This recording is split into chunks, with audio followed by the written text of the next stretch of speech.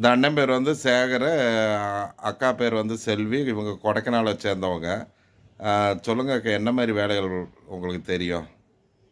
சொல்லுங்க. ஆனால் எனக்கு சமையல் வேலை தெரியும், சரி. தோட்ட வேலையும் கொஞ்சம் கொஞ்சம் தெரியும். ஆ அப்புறம் வந்து அவ்வளோதானா.